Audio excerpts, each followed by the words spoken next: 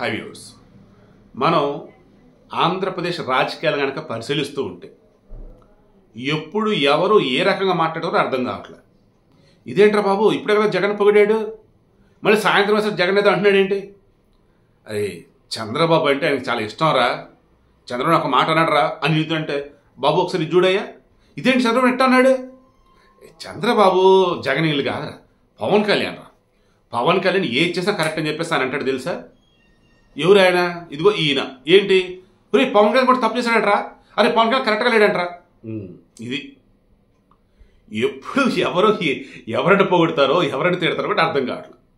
But ఇటువంటి మూమెంట్లో కాంట్రవర్సీకి దూరంగా ఉండే వ్యక్తి, ఇదిగో విషయం అని చెప్పేసి చెప్పే వ్యక్తి, జీవితంలో ఎన్నో హడ్డిల్స్ని దాటుకుని వచ్చినటువంటి వ్యక్తి,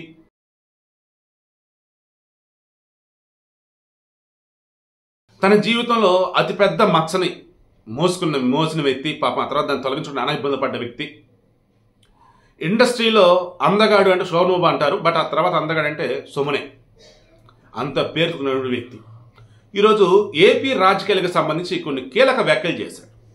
ఖచ్చితంగా ఆంధ్రప్రదేశ్ ప్రజలకి కనువిప్పు లాంటివి ఈ మాటలు, ఆంధ్రప్రదేశ్ ప్రజలకి మేలుకొల్పు ఈ మాటలు. సుమన్ తను ఏం మాట్లాడాడు? నాకు చంద్రబాబు గారు రాజకీయ గురువు లాంటి వాళ్ళు, కానీ నేను ఈరోజు ఆంధ్రప్రదేశ్ రాజకీయాలకు సంబంధించి ఏం మాట్లాడదలుచుకున్నాను? ప్రజలకు ఏది మంచో అది మాత్రమే మాట్లాడదలుచుకున్నాను. ప్రజలు అన్న వాళ్ళు అభివృద్ధిని చూసి ఓట్లు వేయాలి. ఫ్యూచర్ ఫోర్కాస్టింగ్ అనేది ఏ నాయకుడైతే ప్రపంచంలో చేయగలుగుతాడో అతను చూసి ఓట్లు వేయాలి. భవిష్యత్ తరాల మేలు కోసం, ఇప్పుడున్నటువంటి వారి యొక్క బాగు కోసం ఆలోచించేవాడు, ఆ రకంగా అడుగులు వేసేవాడు కనుకుంటే వారికి ఓట్లు వేయాలి. వీటన్నింటిలో కూడా ద బెస్ట్ అంటే చంద్రబాబు నాయుడు గారు. పవన్ కళ్యాణ్ అండ్ చంద్రబాబు నాయుడు గారు ఇద్దరు కూడా ఇప్పుడు పొత్తులో భాగంగా ఉన్నారు. టీడీపీ జనసేన మధ్య పొత్తు విషయంలో ఎక్కడ కూడా ఇబ్బందులు లేకుండా ప్రవేలో వాళ్ళు కనుక అడుగులు కనుక వేసినట్టయితే, అన్ని సవ్యం కనుక నడిచినట్టయితే టీడీపీ జనసేన గెలుపు ఖాయం, గవర్నమెంట్ ఫామ్ చేయడం ఖాయం అని చెప్పేసి అన్నాడు.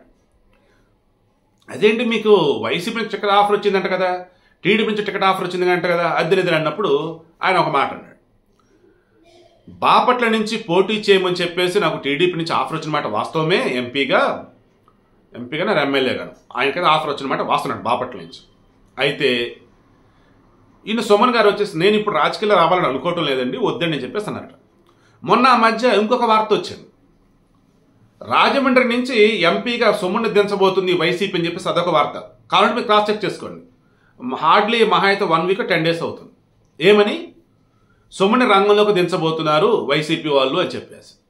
ఈ అలీ పక్కకు జరిగాడని, పోసాని కృష్ణమురళి పక్కకు జరిగాడని, వీళ్ళ డబ్బు లేదని, రకరకాలుగా వార్తలు. ఏం నిజమో ఏది అబద్ధం వాళ్ళు చెప్తే తప్ప మనకు తెలియదు కదా. చూడు సుమన్ ఏమన్నాడు, వైసీపీ గురించి ఆయన అయితే నాకు టికెట్ ఆఫర్ చేశారని లైక్ ఇలా మాట్లాడినా, బట్ టీడీపీ వాళ్ళు ఆఫర్ చేశారు, బట్ ఇప్పుడు పోటీ చేయలేదని అయితే చెప్పున్నాడు. ఇప్పుడు చెప్పున్నాడు, ఆంధ్రప్రదేశ్లో ప్రస్తుతం రక్షణ కరువైంది ఆడవారికి సంబంధించి. అవునా కదా? అదేమంటే ఈ వైసీపీ వాళ్ళు దిశ యాప్ తెచ్చామంటారు. గుడ్, ఈవెన్ ఆ విషయం నేను హ్యాపీగా ఫీల్ అవుతా. ఈ దిశ యాప్ని ఇన్స్టాల్ చేసుకొని కష్టకాలంలో ఉన్నప్పుడు లేదన్నప్పుడు ప్రమాదంలో ఉన్నప్పుడు ఎంతమంది దాన్ని యూజ్ చేస్తారు? దిశ యాప్ లేకుండా నార్మల్గా ఉన్నటువంటి ఆడవాళ్ళు సురక్షితమా కాదా? ఒకసారి క్రాస్ చెక్ చేయండి. ఆంధ్రప్రదేశ్లో ఎంతమంది మహిళల మీద అత్యాచారాలు జరిగాయి, ఎంతమంది ఆడవారిని చంపారు, ఎన్ని చోట్ల ఆడవారి మీద వేధింపులు పాల్పడుతూ ఉన్నారు. వీళ్ళంతా అసలు ఎవరు? పార్టీలకు అత్యధికంగా ఆలోచించారు, ఏం పర్లా. వాళ్ళు వైసీపీ వాళ్ళ టీడీపీ వాళ్ళు కూడా మనకు కొద్దిగా వదిలేశాడు. వాళ్ళు మనుషులు, కానీ బాధపడుతుంది కూడా మనుషులేగా, వేధింపులకు గురవుతుంది కూడా మనుషులేగా. ఏమవుతుందంటే ఉన్నటువంటి పోలీసు యంత్రాంగం రాజకీయ నాయకులు చుట్టూతూనే ఉంటే, ఈ టీడీపీ జనసేన వాళ్ళు కొంతమంది అంటున్నట్టుగా వాళ్ళు వైసీపీ కార్యకర్తలా ఉన్నారు, మెడలో కండువాలు వేసుకోలేదని చెప్పేసి అంటున్నట్టు, ఈవెన్ శర్మ కూడా అదే అంటున్నట్టుగా ఉన్నారు, మొన్న మరి కూడా ఇది అన్నట్టున్నారు. సో ఈ పోలీసులు కూడా మరి వాళ్ళ స్టాఫ్ తక్కువ ఉన్నారో, ఉన్నటువంటి వాళ్ళకి మరి వేరే వర్క్లు అసైన్ చేస్తున్నారో తెలియటంలా. ఆంధ్రప్రదేశ్లో దాడులు జరుగుతున్నమాట వాస్తవం, ఆడవారి మీద రక్షణ కరువైందని చెప్పేసి గగ్గోలు పెడుతున్నమాట వాస్తవం. మన సీఎం జగన్ గారు ఉండేది అక్కడ తాడేపల్లి. ఆ తాడేపల్లికి సమీపంలో ఉన్నటువంటి నది పక్కనే ఒక మహిళ మీద దారుణంగా ఆమెను పెళ్లి చేసుకోబోయే వాడి ముందే ఆమెను అత్యాచారం చేస్తే ఇంతవరకు వాళ్ళని పట్టుకోలే.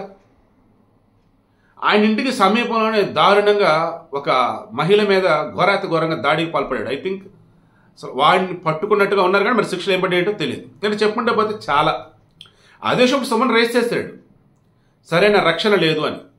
తర్వాత అభివృద్ధి అసలు ఏది, అభివృద్ధి ఎక్కడా అన్నాడు. అవునా కదా, అభివృద్ధి ఏది? మాట్లాడితే బటన్ నొక్కే అని అంటారు తప్ప బటన్ నొక్కడానికి సీఎం అవ్వాలా? ఊర్లో వార్డు మెంబర్ సరిపోడా? లేదా స్కూల్లో పిల్లోడు సరిపోడా? అభివృద్ధి ఏదండి? రోడ్లేవి? పోలవరం కంప్లీట్ అయిందా? వైజాగ్ స్టీల్ ప్లాంట్ ప్రైవేటీకరణ అడ్డుకుంటున్నారా? ప్రత్యేక హోదా ఏది? రాజధాని ఎక్కడ? జాబ్ క్యాలెండర్ ఏది? మెగా డిఎస్సీ ఏది? పోలీస్ జాబ్లు వచ్చేసి ఎందుకు రిక్రూట్ చేశారు కొత్తగా? దేవుడా, ఈవెన్ ఆరోగ్యశ్రీ గురించి గొప్పగా చెప్తారు వీళ్ళు. ఇదే ఆరోగ్యశ్రీకి సంబంధించి హాస్పిటల్స్ బిల్స్ పెండింగ్. వాళ్ళు ఎప్పుడు ఆపుతారు, ఎప్పుడు గొడవ చేస్తారో తెలియదు అసలు వాళ్ళు. స్కూల్స్ నాడు నేడు మేము బ్రహ్మాండం డెవలప్ చేస్తామంటారు. రంగులేసేసి పిల్లలు ఇన్కంప్లీట్గా ఉన్నటువంటివి ఎన్ని ఉన్నాయి అక్కడ? కంప్లీట్ అయినవి ఎన్ని ఉన్నాయి? వీళ్ళు చేసేది ఏదైతే ఉందో అరకొరగా చేసి దానిని బెస్ట్ అని చూపిస్తూ వాళ్ళ భజన బ్యాచ్ చేత నానా రకాల పోస్టులు పెట్టడం. అదేమంటే రెండు క్వశ్చన్ చేస్తే వాళ్ళని కొడతాం, తిడతాం, కేసులు పెట్టడం. జర్నలిస్టులు గట్టిగా క్వశ్చన్ చేస్తే వాళ్ళని ఏదో కేసులు ఇరికించడం. కేసులు కష్టరా బాబు, రూల్స్ కొంచెం గట్టిగా ఉన్నారు బాబు అనుకుంటే వాళ్ళ వైసీపీ చేత కొట్టించడం. మొన్న అమరావతిలో ఇసుక రీచుల దగ్గర ఇష్టం వచ్చిన రీతికి వాళ్ళు ఇసుకను తీసుకెళ్తున్నారని చెప్పేసి ఈనాడు రిపోర్టర్ వచ్చేసి ఆడ ఫోటోలు ఇవన్నీ తీస్తే అతను దారి కచ్చిపోయి ఘోరంగా అతను కొట్టారు. నిన్న ఈయన జగన్మోహన్ రెడ్డి సభ జరుగుతుంది రాప్తాడే అక్కడ అనంతపురంలో. అది కవరేజ్ చేయడానికి వీళ్ళు లోపలికి ఎలా చెబితే బయట నుంచి చేస్తూ ఉంటే ఆంధ్రజ్యోతి రిపోర్టర్ని, ఫోటోగ్రాఫర్ని ఘోరంగా కొట్టారు. అసలు ఈ మనుషులు ఆయన అనకూడదు, కానీ ఏపీలో ఇంకా రక్షణ అనేది ఉందా? సామాన్యుడు వచ్చే స్వేచ్ఛగా ఉండగలుగుతున్నారా? ఇదే సుమన్ అన్నాడు. ఇప్పుడు సుమన్ చెప్పింది ఒక సెలబ్రిటీ చెప్పింది కాబట్టి మీకు ఈజీగా రీచ్ అవుతుందని నేను చెప్తున్నా. ఆల్రెడీ మీ కళ్ళ మీద కనిపిస్తూ చాలా ఉన్నాయి, నిత్య పేపర్లో టీవీల్లో చూస్తూనే ఉన్నాం విజువల్స్తో సహా. మీకు అర్థమవుతుందా? ఆంధ్రప్రదేశ్ ప్రజలారా, ఈరోజు సుమన్ అంటున్నది కానీ నేను అంటున్నది ఒకటే.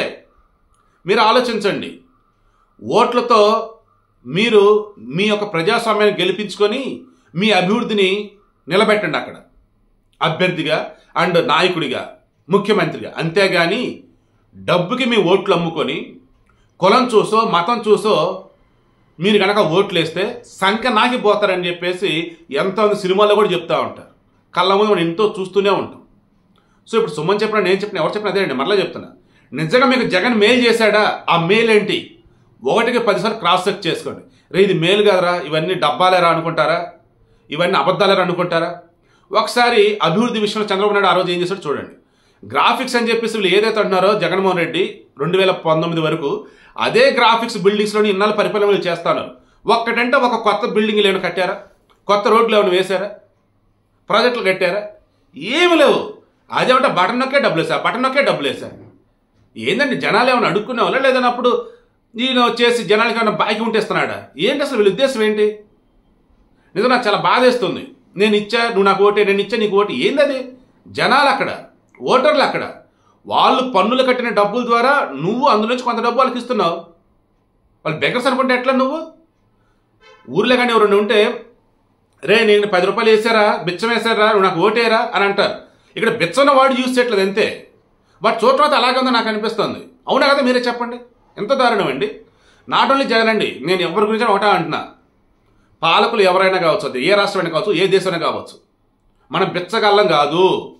మన కాళ్ళ మీద మనం నిలబడి గౌరవంగా బ్రతికే ప్రజలం. సో మనకి ఎంప్లాయ్మెంట్ కావాలి. ప్రభుత్వం నుంచి మనకు అందాల్సిన ఏవైతే ఇన్ టైంలో అందాలి. మనం కట్టిన ట్యాక్స్కి వచ్చేసి ప్రాపర్ వేలో అక్కడ ఇన్ఫ్రాస్ట్రక్చర్ కనపడాలి, డెవలప్మెంట్ అనేది ఉండాలి. అది వాళ్ళెవరో వాళ్ళు ఇచ్చే డబ్బుతో మనం బతికేస్తామనుకుంటే ఏంటండి అది? మనం కట్టే పనులండి అవి. సో నా బాధ అంతా ఇదేనండి. దయచేసి సుమన్ చెప్పిన, నేను చెప్పిన మరలా చెప్తున్నా, డబ్బులకు లోబడో లేనప్పుడు ఈ కులాలను చూసో మతాలను చూసో వద్దండి. దయచేసి నిజమైన నిక్కర్స్ అటువంటి నాయకుడిని ఎన్నుకోండి. మీ అభివృద్ధి, మీ పిల్లల అభివృద్ధి, మీ భవిష్యత్తు గురించి ఆలోచించే అడుగు అనేది వేయండి. అది చంద్రబాబులే సాధ్యం. జనసేన, టీడీపీ వాళ్ళకి మీరు ఓట్లు వేస్తే ద బెస్ట్ మీకు ఉండిద్దని ఏదైతే సుమన్ చెప్పాడో అదొకసారి క్రాస్ చెక్ చేసుకొని హ్యాపీగా ద బెస్ట్ అడిగేయండి.